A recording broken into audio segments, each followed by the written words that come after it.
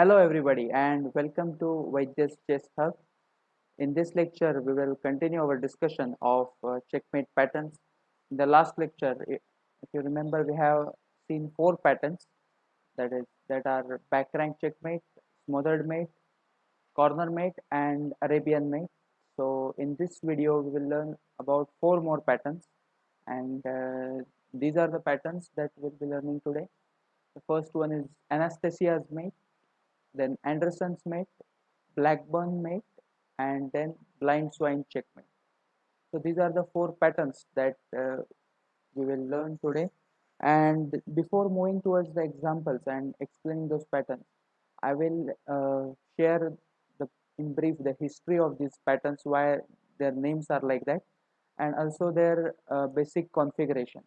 I hope you are ready with your notepad and you are noting down whatever patterns that I have been taught to you already. Like for example, you can write it this way. The first checkmate pattern that we have seen was Arabian mate.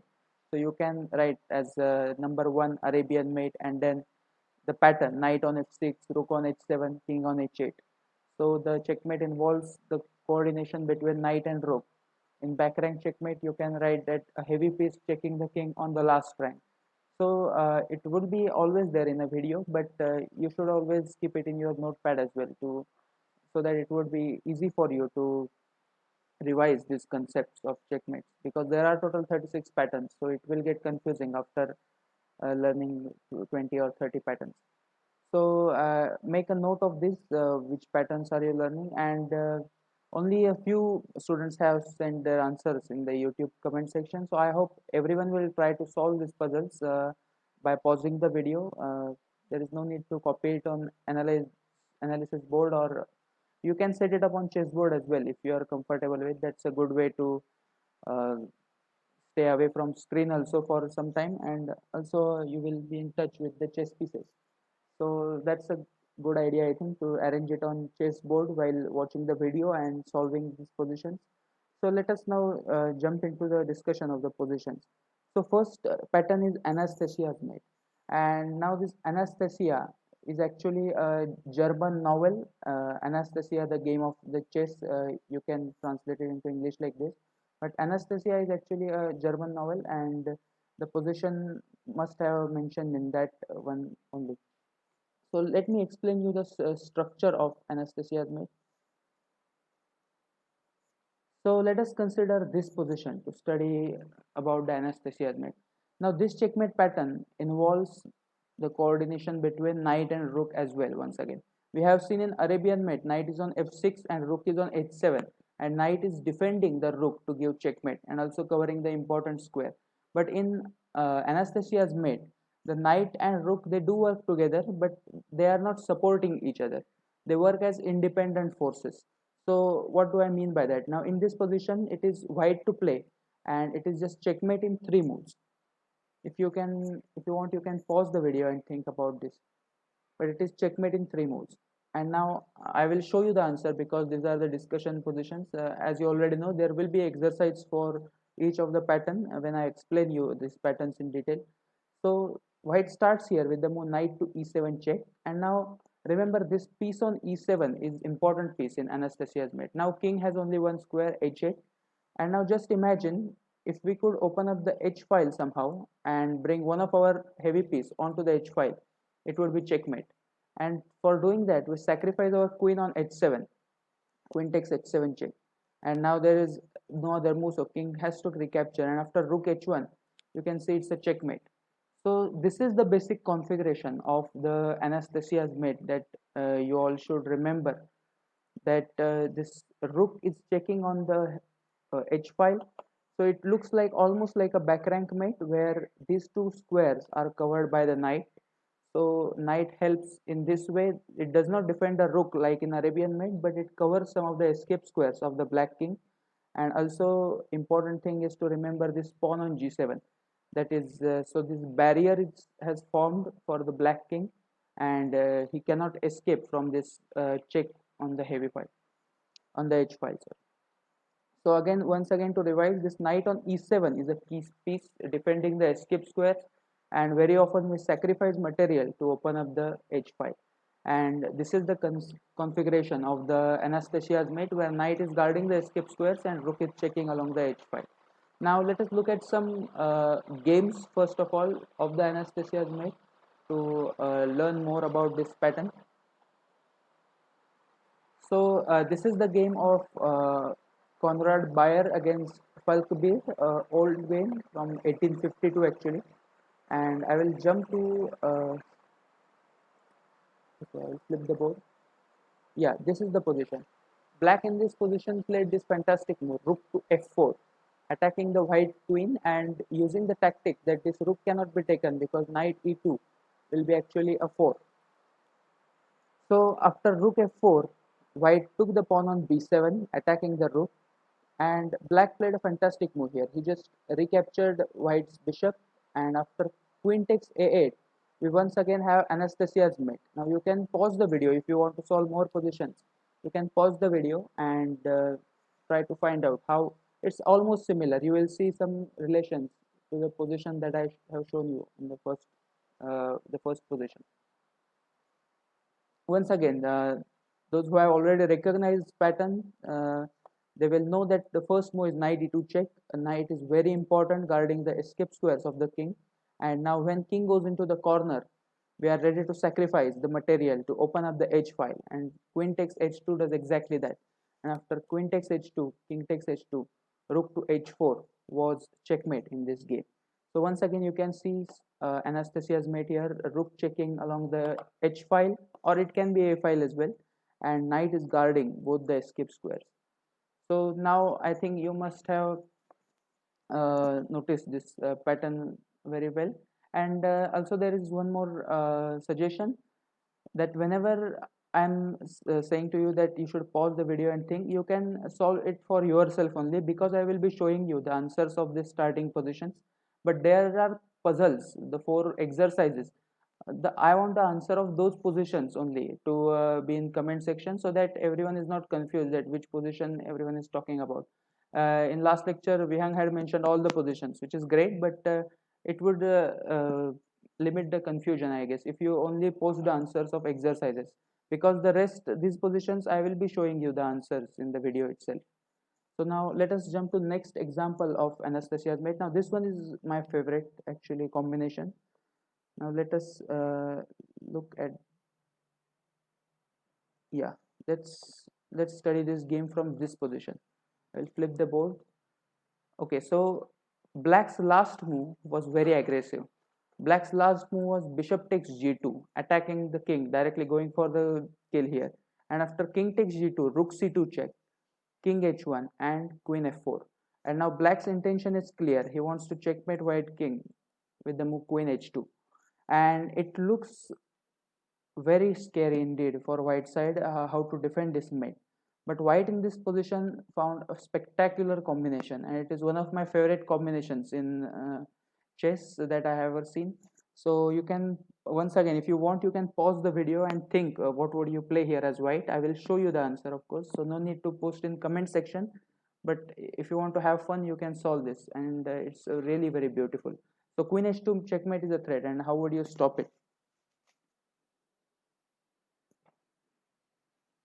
So this is the game between Widmer and Max Arwa, as you know, a famous player who had played against Alexander Alekhine, I guess, for World Championship match. And it is from 1929, this game is. And white played here, fantastic move, rook to e8 check. Looks very natural because you are threatened with checkmate. You should try to create some threats. And now actually he cannot go king h7, because then there is possibility of queen d3 check, and we might pick up this rook. So king h7 is not really a critical move, but bishop f8 is indeed a critical move. And in this position, white played the fantastic combination, rook takes f8 check, a wonderful move, bringing the king in this deadly diagonal, and there will be some deadly discoveries if this rook is taken. So in the game, black took this rook. If he plays something like king g7, then f7 pawn is falling at the least, and there could be better solutions as well, but this at least attacks the king and queen with the support of knight, so this is good. and again after king h7 queen d3 looks good enough. So in the game, after rook takes f8, king takes f8, here is where Anastasia mate pattern was once again used. Knight f5 check, a double attack actually, sorry, not a double attack but a beautiful discovered check with the queen. And also this knight on f5 is on a great square covering both the escape squares, so you can see Anastasia mate coming now. And now in the game, black played the move king g8, and here is where the fantastic blow, queen to f8 check, a very nice move, because after king takes f8, rook d8, we once again have Anastasia's mate on the rank. This time rook is checking along the last rank and knight is covering both the escape squares, so it is also a type of Anastasia's mate. So this is a fantastic combination that was played in the game, queen to f8 check, and after king h7 queen g7 is easy checkmate. So there was no other way, and in this position where it already seemed like it is a losing position for white because of this deadly threat of queen h2 checkmate, white in fact managed to reach to black's king first with this nice sacrifice and knight f5 check, and then queen f8 check, a very nice sacrifice once again to finish off his opponent. So this was another example of Anastasia's mate. Now I am sure you are well versed with this pattern. So let's look at one example. I have one more example. There are a lot of examples of Anastasia's mate actually, and I will actually go from the start of this game. So let's look at this game from black's perspective. So I will flip the board. So e4, e5, knight f3, knight c6, bishop c4, knight f6, knight g5, fried liver attack, d5, e5, knight d4. Now this is the side line. You almost know that knight a5 is the main line, and after bishop b5, black usually plays c6. And this is the main line of the fried liver attack. But in the game, black played knight d4, and after c3, he played b5. A very interesting idea. And here actually c takes d4 can be considered. B takes c4 and d take e5. This looks good for white actually, but in the game white played the move bishop f1, knight take d5, c take d4, queen take g5, and this also looks fine for black, but his king is stuck in the center now after king d8. White played queen f3, and after bishop b7 he castled. So now let's zip through these moves very quickly. And knight a3 was actually a bad move which allowed black to simplify position little bit, and black played the move bishop take a3, b take f3, and knight c3. And now suddenly black has his own attack. He has knight e2 fork in the position, attacking the king as well as the queen. Also his bishop is under attack. So what white thought, that to get rid of this attack he should exchange queens, and usually that is the case, that when you exchange queens, it's the recipe to lessen the pressure on the position and to reduce attack little bit. But this is the example where actually trading of queens is even deadlier than with the queens on the board. So in the game, white took this queen on g6, but after h takes g6, suddenly you can see this knight and rook can create a potential of Anastasia's mate in the position. Now currently this bishop is hanging on b5, so it was defended with the move bishop c4, and now just in two moves black won the game after exchanging the queens. White was hoping that he would get an endgame and try to survive somehow, but in just two moves, starting with knight e2 check, we know that this knight is important, and after king h1, just a calm move, king to e7, and now there is no defense to rook takes h2 check followed by rook h8 checkmate. And thanks to this bishop on b7 which is pinning this pawn on g2, so that no defense with g3 is possible because of this pin on the g2 pawn. So white can do any move here, like he can try bishop g5. After that we can just play f6, and the threat is still there of rook takes h2.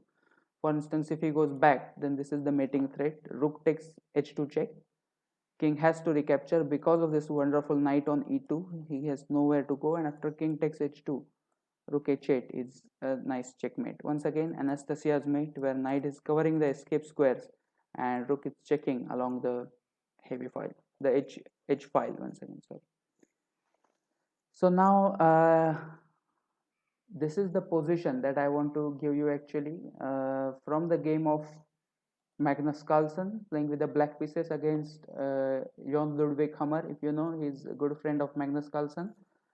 So Magnus is playing here with the black pieces, and his last move was rook takes e4, and white in the game played the move rook to e1. And now the question is, it is black to play and win, and this is the test position for you of the Anastasia's mate. So answer of these positions I expect in YouTube comment section. What would you play here as black? How would you finish off white? In just 17 moves, Magnus Carlsen won this game from the black side. So you can pause the video, you can note down the position however you like. You can pause the video and solve it now itself. You can watch rest of the video, it's up to you, but I want the answers in comment section. And hopefully, I mean, I know there are around 32 to 40 students who are attending the live sessions as well, so I expect at least more than 20 answers. Last time it was less, so you can try. These are the easy positions, and that gives me idea that you are understanding these concepts actually. So it would be nice if you put the answers into comment section. You can put it like this: Anastasia mate answer, and then this position, or Magnus Carlsen game answer, and the answer of this position. So I hope it is clear to you now what Anastasia's mate is: the knight on e2 covering the escape squares, and a heavy piece checking along the h file or the a file, the rook's file. And this checkmate pattern, I hope that you will never forget this and you will use it in your games. And now let's jump to the next pattern. Yeah, now the second pattern that we will be discussing today is Anderssen's mate. And now, if you know, there was a famous player before the era of Paul Morphy. Actually, just before Paul Morphy, he also played against Paul Morphy, Adolf Anderssen. Now, this player was famous for his attacking skills, his sacrificial play. His games are very wild. If you know, there are two games, Immortal Game and Evergreen Game, that are very famous by this great player Adolf Anderssen. And this Immortal Game and Evergreen Game are famous in the history of chess, and every chess player knows these games by heart really. So the pattern is named after him, Adolf Anderssen. So it is Anderssen's mate because it was played in one of his games, the similar pattern. So now let us study more about this pattern. So Anderssen's mate involves a heavy piece, usually a rook, checkmating the king uh, on the square which is protected by the pawn. Just a minute, I will.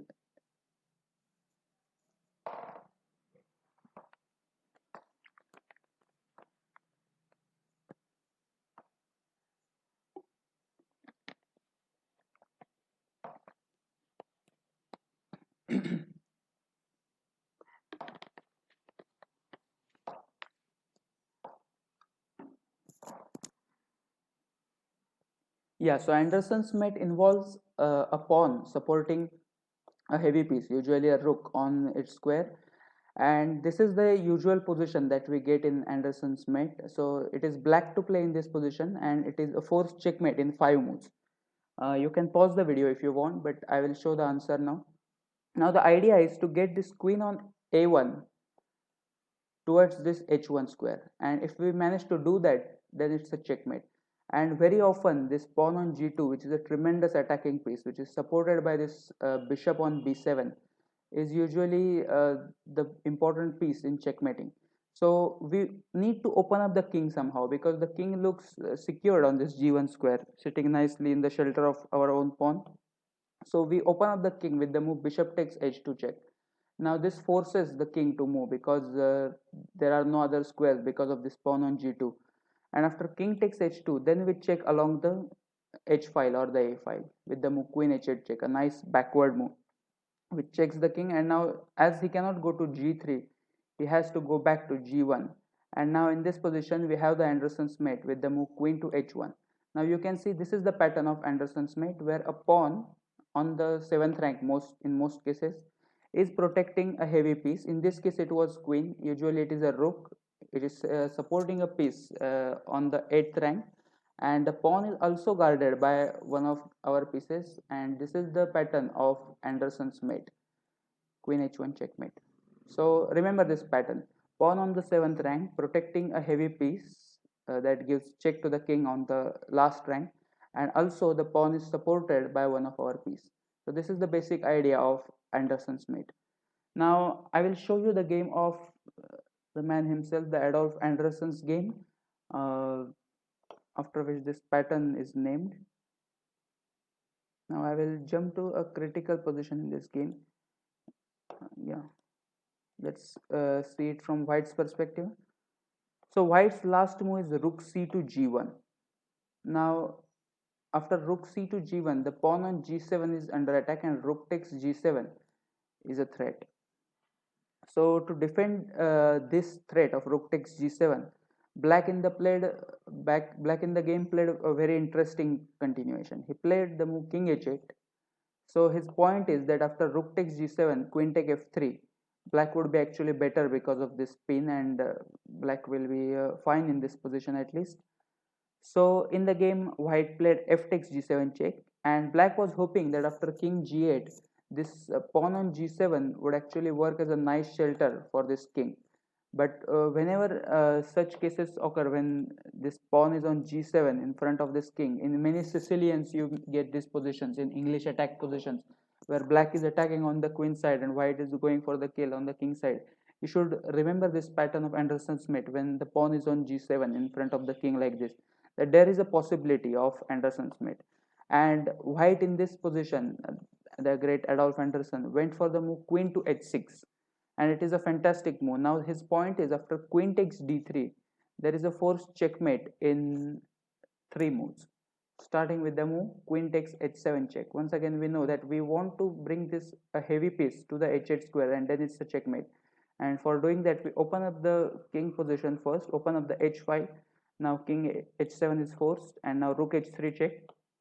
Because of pawn on f5, he cannot come in front, so he has to go back. And now once again we have Anderssen's mate, the original Anderssen's mate from the game of Adolf Anderssen himself. So this was the threat when he played the move queen to h6. The queen takes h7 and rook h3, rook h8 is the actual checkmate threat. So in the game, queen d6 was played, hoping to cover the 6th rank somehow. But once again, it doesn't actually cover anything, because after queen takes h7 check, king takes h7 check, king takes h7, sorry, white has this intermediate move f6 check, which cuts the contact of the queen to this h6 square. And after, let's say, something like queen takes d3, we once again have a perfect configuration where a pawn on 7th rank is protected by one of our pawns, and we check along the h file first. Now king cannot come here because of the rook on g1, and after king g8 we once again have rook h8 checkmate. So this is the pattern of Anderssen's mate. Once again, a pawn on the 7th rank protecting a rook or a heavy piece that is giving checkmate on the last rank. So now let us look at one more example of this pattern. Now let's look at this example from black's perspective. So once again I will jump to a critical position, because in analyzing games it usually takes long time, so we might not cover all the patterns in today's video. So I am jumping towards the critical position, because anyways the position is what that matters. So I will, yeah, so black's last move was bishop to f3 here. If you see this, we once again have this tremendous pawn on g2, and we want to bring one of our heavy piece to this h1 square, and then it's checkmate with the Anderssen's mate concept again. So in the game, white played the move rook to e1, attacking the rook on e8 twice. Now it is attacked with the queen as well as the rook. So the natural move would be to exchange the rooks in this position, right? But black in the game, now this is the game of Gunsberg against Shalpop. So Shalop here with the black pieces played a fantastic move. Instead of defending this rook, he went for the move queen to f6, and white resigned in this position, because after rook takes e8, as we know, our main goal is to bring this queen to h1 square, and then it's a checkmate. And we don't capture this rook obviously, because queen will take with the check, so that's not the point of black's play. But after rook takes e8, he has this move bishop to h2 check, a very nice move, and this pawn on g2 is very strong, so king cannot escape anywhere. King has to take this bishop, and now we have queen takes h4 check and the usual stuff after king g1 queen h1 checkmate. So once again, white, when he played the move rook to e1, had thought that he's actually attacking this rook on e8 twice, and black has to do something about it. But it turns out that after queen to f6, he actually cannot take the rook, and he actually cannot stop this threat of bishop h2 followed by queen coming in and checkmating the king with the help of Anderssen's mate once again. So this was the Anderssen's mate, the second example. Now let us jump to next position. So now this is the position. Now I will flip the board. Now it is white to play in this position and white to play and win, and this is the second position, the second exercise. The answer of this position you will write in the comment section. How would you win this position with the white pieces? White to play and win. You can pause the video now as well and try to solve it. But we would now move on to the next pattern, that is Blackburne's mate.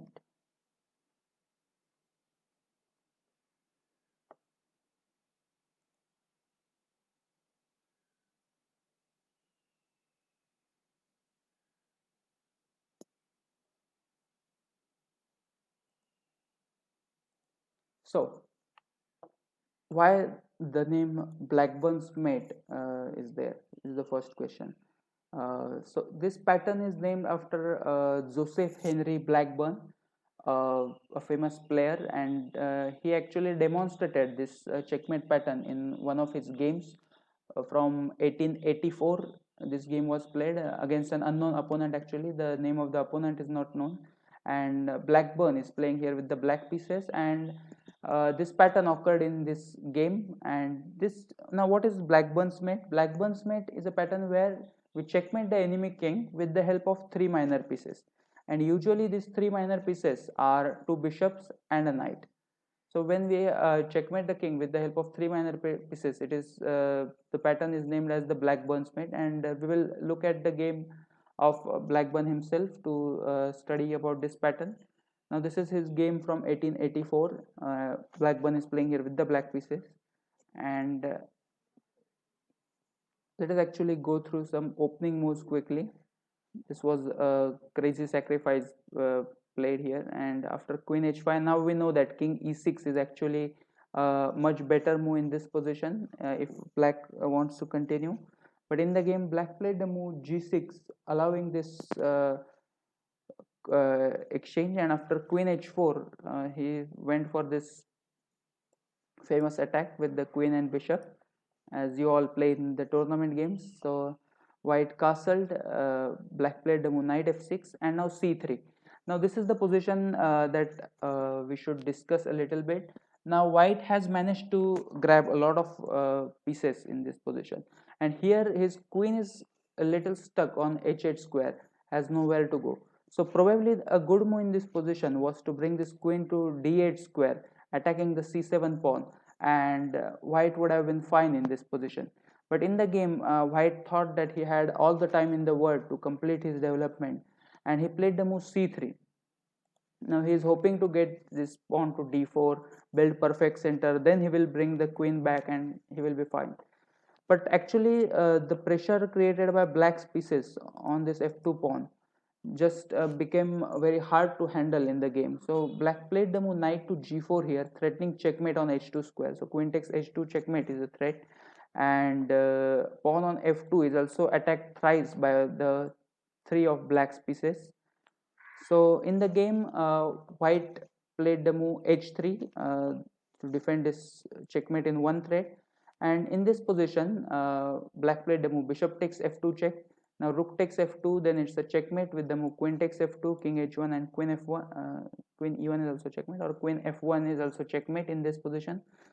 So in the game, after bishop takes f2, white played the move king to h1, and in this position, black played a fantastic move, a spectacular move to finish off white here.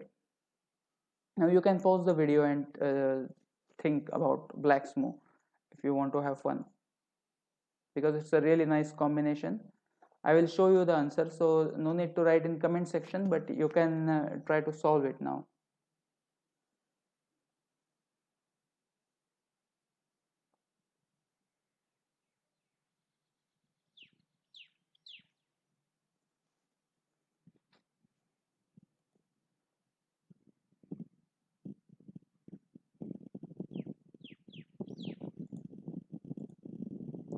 So black in the game played this fantastic move, bishop to f5. Now this move attacks the queen on h8. Just a moment.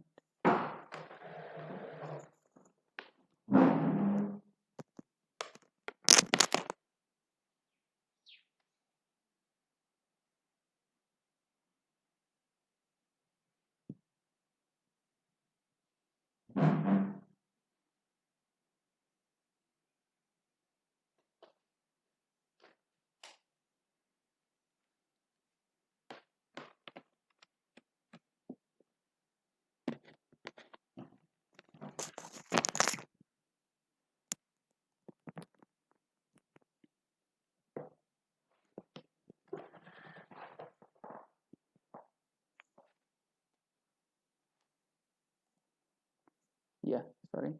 I hope that you solved the position in this time. So black played this fantastic move, bishop to f5, attacking the queen on h8. And now the obvious question is, what happens if this rook is taken? Because there are not really any good squares to go back to, because all the squares are covered by the black army. And so in the game, white took this rook on a8, and now in this position black managed to finish off white with very nice combination. Once again, you can pause because it's a very nice combination. It's checkmate in two moves actually. So let's see if you can find a checkmate in two moves. Yes, fantastic move, queen takes h3 check, came out of nowhere. And now this bishop is bishop is guarding this key square, and after g takes h3, bishop takes e4, it's actually a checkmate. And this is the pattern of Blackburne's mate, where three minor pieces, you can see black's three minor pieces are checkmating the white king. So it's all started with the move bishop to f5 in this position, a fantastic move, a fantastic discover attack, and after queen h1, queen h3, and this is a checkmate.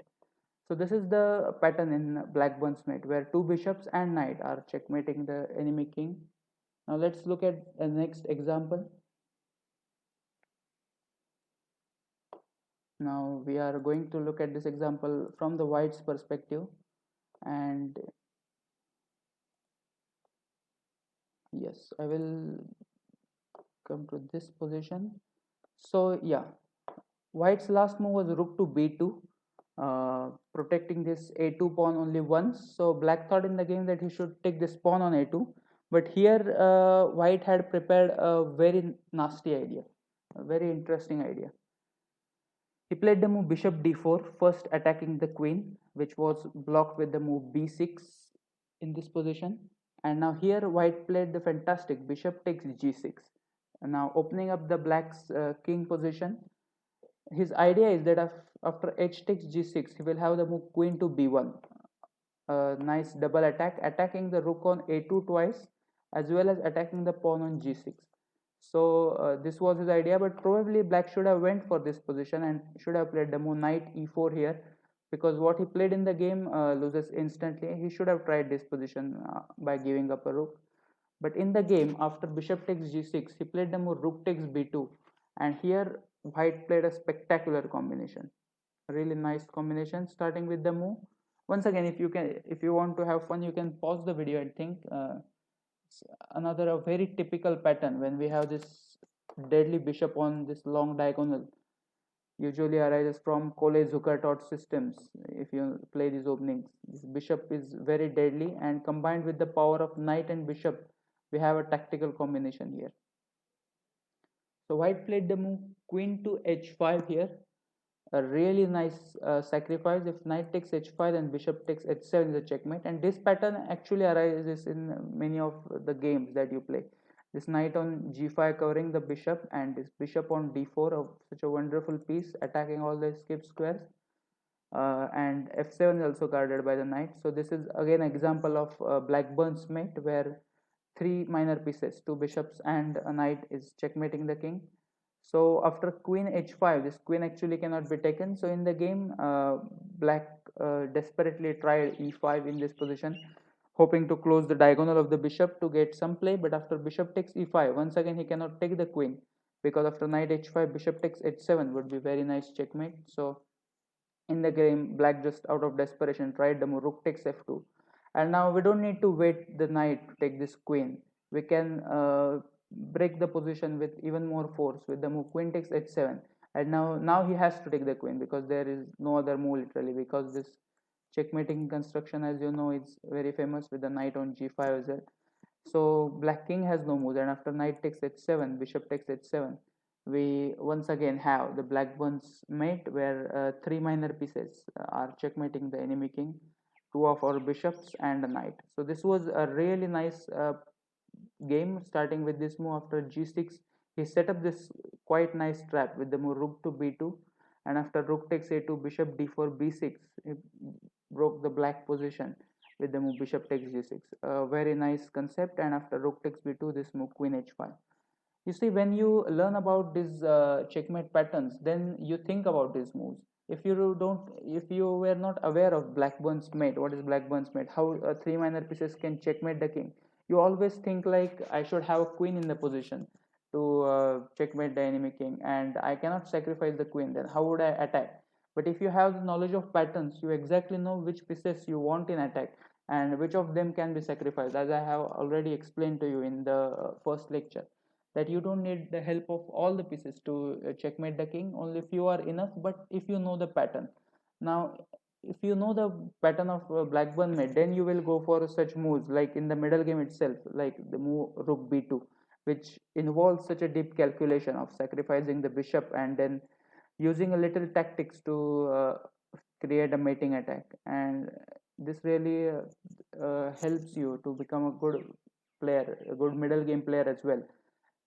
It improves your attacking skills when you know about these patterns, because otherwise you would have never thought of such a moves of bishop takes g6 and queen h5. These are not natural moves. You might have tried something like h4 h5 if you don't know about the patterns, but if you know about the patterns, then you go for such combinations and you win in such a nice style. So in the game, after rook takes f2, queen takes h7 was played, and now knight has to recapture this queen, and after bishop takes h7, it's once again a similar configuration. This bishop on this diagonal wonderfully placed, and this knight guarding the escape squares, and once again we have Blackburne's mate with the help of three minor pieces. So now let's move on to the puzzle. Now it is white to play and win in this position as well. White to play and win. You can pause the video and think, and the answer of this position you will post in comment section as Blackburne mate answer, and then you can post the answer.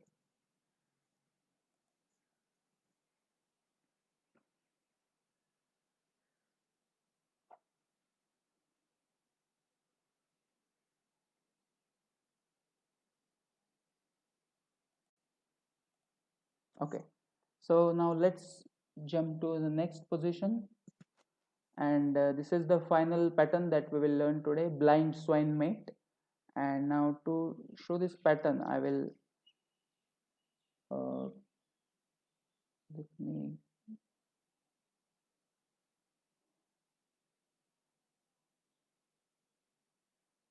go to the demo board first. Yeah. So what is a blind swine mate?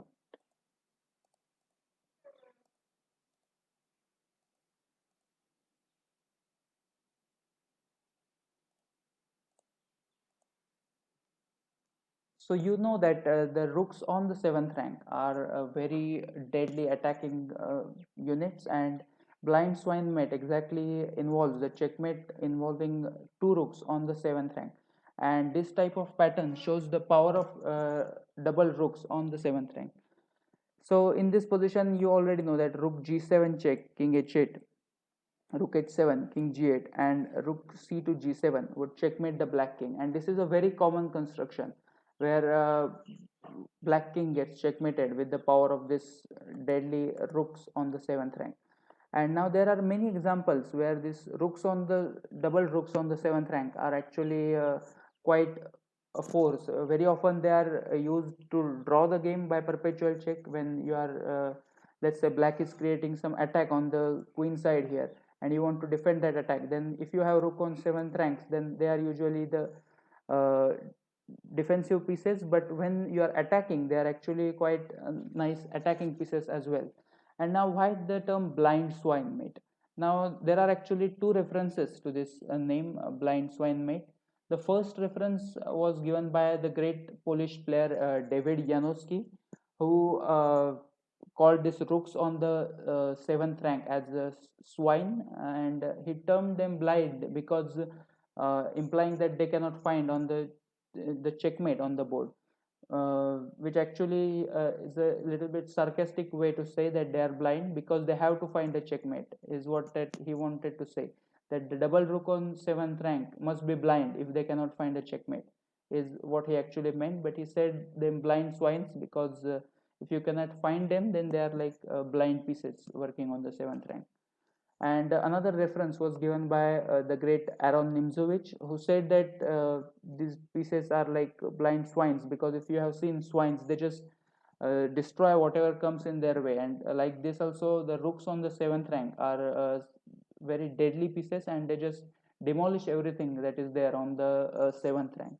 So actually, there are two ways to call it, but it is termed as a blind swine mate, and it involves the use of the power of two rooks on the seventh rank to checkmate the enemy king. And now we will look at a very beautiful game of Alexander Alekhine, or Alekhine, however you call it.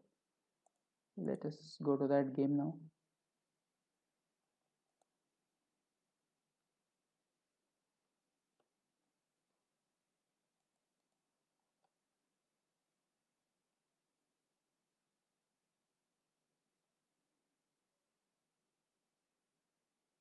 Just a moment.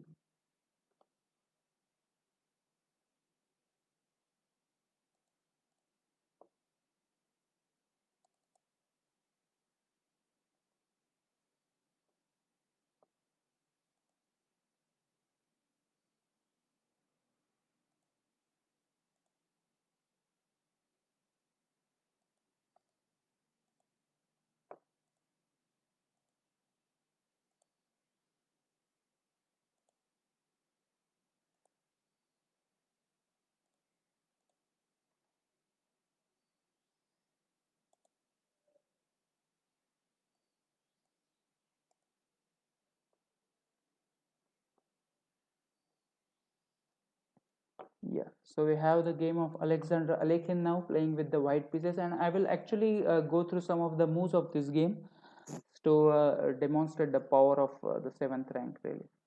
So a normal game in the Queen's Gambit declined opening. We'll just zip through these moves. So a very common structure so far. And in this position, Black played a very committal move. A very poor move actually, the move f5. Alexander is playing with the white pieces against his opponent is Yates, and it was played in 1922. So Black played this move f5, which is a very weakening move. Black gets now a very cramped position. He should have played something like h6 here, and it would have been a solid position. But after f5, you will see how skillfully Alekhine actually exposed Black's weaknesses. So after bishop e7, queen e7, he went with the move knight to d2. Now he is not going, he is not rushing anything. He is not going for attack. He wants to play it positionally. He wants to bring the knight to c5 on this wonderful outpost. Oops, sorry.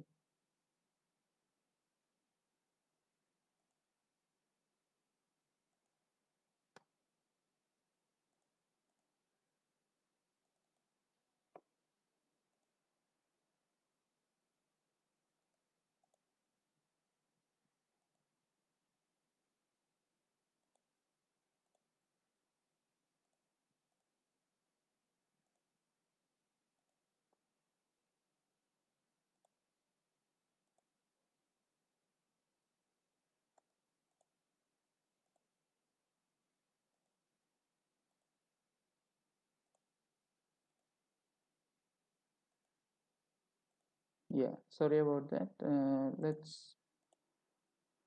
Let's go to this position where he played the move knight d2, and in the game you can see he's not rushing with the attack. He just wants to develop here with the knight to c5 and wants to enjoy his nice positional advantage.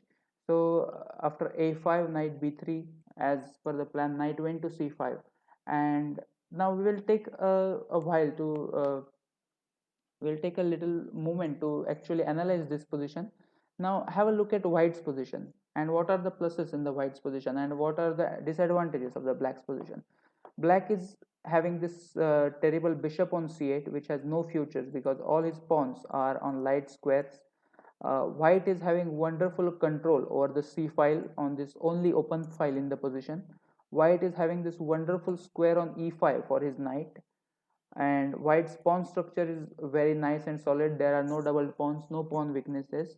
So from this position, Alexander Alekhine actually says that this position is actually winning for white because of his advantages and because of the lack of coordination in the black's army.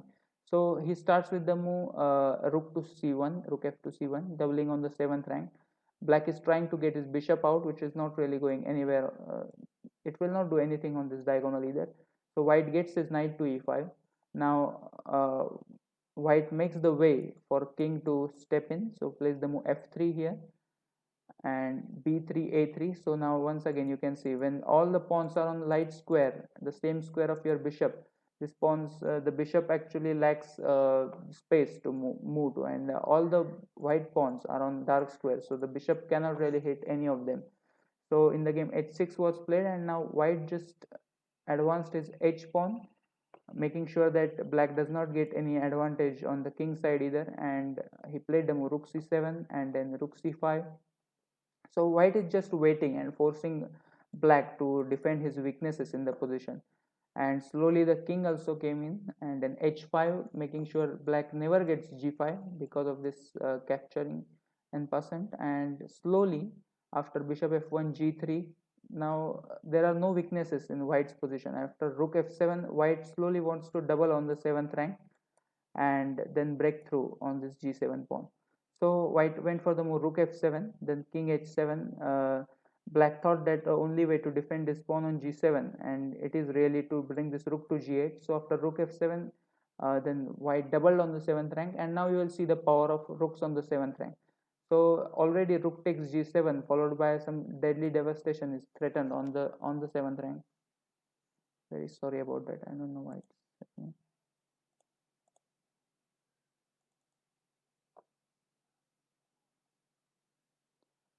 Extremely sorry, I'm pressing a wrong button. Probably we'll get to that position.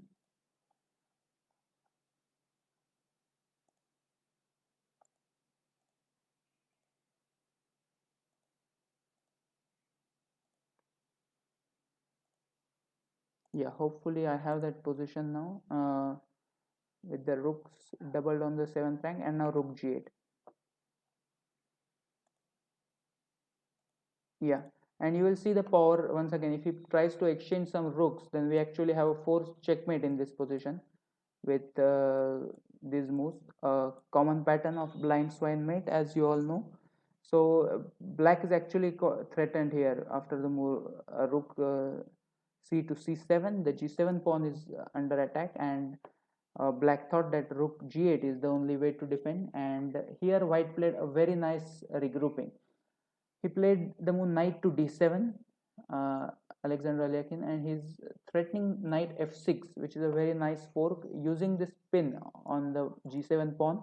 And this knight on f6 will attack both the rook and the king, so it would be fork, and we will pin the rook. So in the game now, just to show you the knowledge of patterns, how that helps you.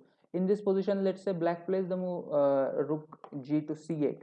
Then once again, we have a win with the move knight to f6 check using this pin. And after king h8, now you might get a little fumbled if you don't know the patterns well. But now I hope I will actually advise you to pause in this position and think what would you play here as white, because the pattern that is going to be useful here is actually what you have learned. So I would recommend to pause the video and let's have 5 test positions, and you can write the answer of this position.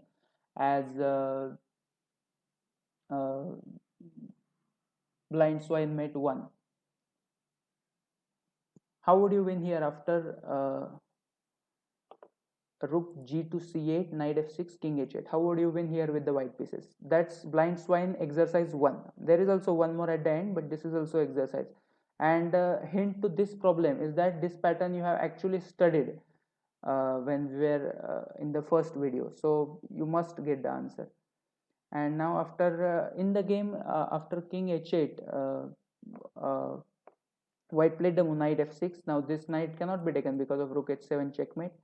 So after knight f6, black tried to exchange few pieces, but after rook f8, white broke through the position with the move rook takes g7, and after rook takes f6, white played a fantastic move to finish off this game, and that's why this is one of the classic games of Alexander Alekhine. He played the move king to e5, a very subtle, quiet move, and now you will see that rook on f6 is actually trapped.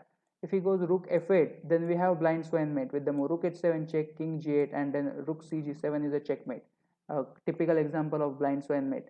So just keeping one of the piece on the f8 square is deadly for black king, because his king is completely trapped. Even if he defends, tries to defend this rook with another rook, then also it's checkmate. It's just the rook on f8 that blocks the escape squares of the king, and we once again have the blind swine mate. So it was a really wonderful move, the move king to e5, which attacks the rook on f6, and the rook cannot really go back, and this invasion by the white king really cannot be stopped. For instance, after bishop c4,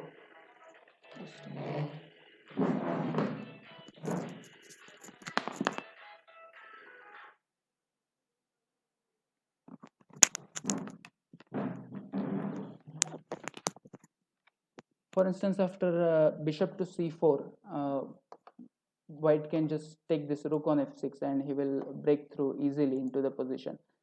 So this was a very nice classical game. After king e5, black resigned because there are no other moves, and this king invasion really cannot be stopped, as he's facing checkmate in all the cases.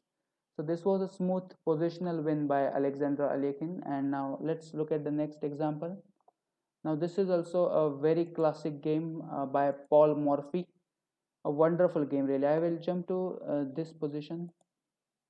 So white's last move is a rook d to d7, and in this position black played the move bishop to c4. Now Paul Morphy is playing here with the white pieces. So a very typical idea to try in this position would be to give this check, and after king h8 we have this fantastic move knight to f8, and now this move actually creates quite a disturbance in black's position, because knight g6 checkmate is a threat because of this rook on g7. Also rook on e6 is under attack, and after knight f8, if rook takes this knight, then we once again have checkmate here, a blind swine checkmate. So this is a fantastic move really, knight to f8, just creating a blockage for the escape squares of black king, and we will force the checkmate if this knight is taken. But the problem with this continuation is that after rook g7 check, sorry, after bishop c4, rook g7 check, king h8, knight f8, black has this move rook to e1 check, and after king f2 he has this move rook to e2 check. And now if we try to go on to the third rank, then suddenly black will attack us by the move rook to a3 check, and our king will be in trouble because we are threatened with rook f2 mate if king goes to f4 square. So it is not really an idea, because and here we can take a draw with the move king to g1. Black will give check once again. After king f2 we would have to repeat here with the white pieces. So that is why Morphy played a fantastic move here after the move bishop to c4. Instead of going for rook g7 followed by knight f8, Paul Morphy played a nice trap here. He set up nice trap with the move a4. And now probably black should have played a move like rook a to e8, which threatens a perpetual check for sure in this position, and black was fine in this game if he had played rook a8. But black in the game thought that I can capture this pawn and percent, and what is the problem?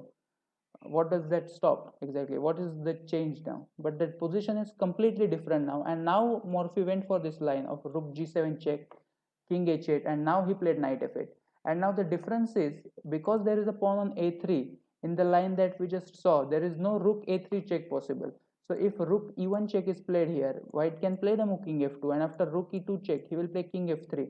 And now because of that unpercent, now rook a3 check is not actually possible, and white is the one who is giving checkmate here with the move knight to g6, and once again rook take f8 would run into the blind swine mate.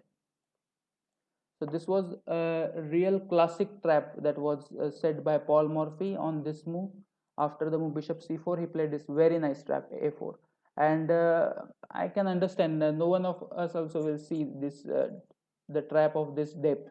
That what happens if you just take the pawn? Well, you just block, you just take away one of the square of black rook, and then you have this combination. This was really deep trap by Paul Morphy, and really very nice game. So now let's go to the test position.